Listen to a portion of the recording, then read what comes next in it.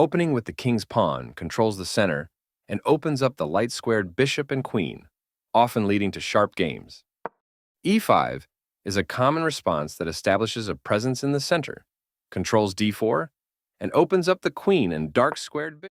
Knight f3 develops the knight toward the center, attacks the e5 pawn, and prepares to castle. Knight c6 develops the knight toward the center, protects the pawn on e5, and eyes the d4 square. The Italian game starts with bishop c4, which attacks the f7 pawn and prepares to castle quickly. Knight f6 develops the knight and attacks the undefended e4 pawn. Knight g5 moves the knight to an attacking square and creates two threats.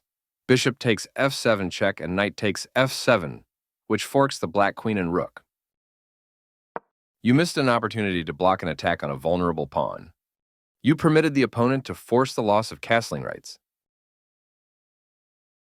capturing your hanging pawn. You step your king away from the checking bishop. They made one of the top moves in this position. Your bishop is ready to be developed to an active square. They took your pawn for free, recapturing, defending their hanging knight. Good job defending that knight. Your opponent's backward pawn is on a semi-open file, leaving it vulnerable to threats. You are threatening to tactically win a rook.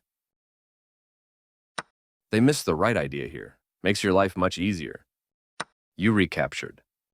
This move protects their pawn, which was vulnerable with insufficient. Yes, this is the way. They bring out their knight, increasing their control over the center. Not the best move, but not bad either. With the right moves, your opponent is sure to win your pawn. This move is okay, but not what I would have played. You are now able to pin a knight. The only move, and you found it. You've pinned your opponent's knight, which restricts its mobility. You are now able to capture a knight and win material after the follow-up trades.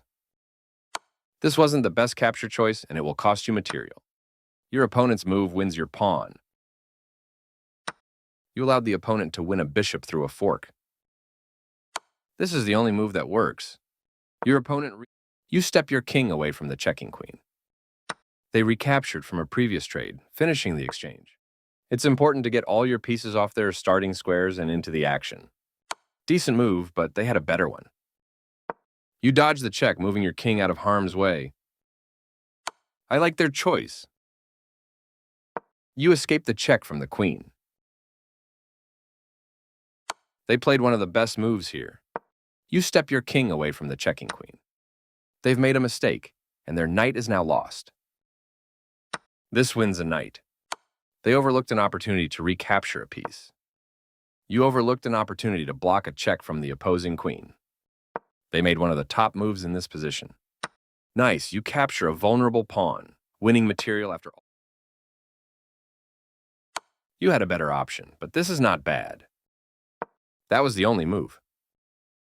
Your rooks can work together now. They did not find the right idea.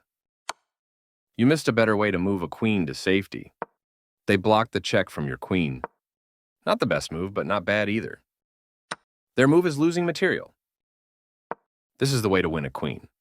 You are threatening to force eventual checkmate. You are now able to win material because the defender's pinned. You win material taking advantage of the pinned defender. I like their choice. You continue the checkmate attack. Takes back. You continue the checkmate attack. They move their king out of the check from your queen. You're still on the road to checkmate. They played one of the best moves here. You continue the checkmate attack. Their bishop is now on a more active square. You're continuing down the road to checkmate. They block the check from your bishop. Your move gets closer to checkmate. You captured a free rook. Their king steps away from the check by your queen. You're still on the road to checkmate.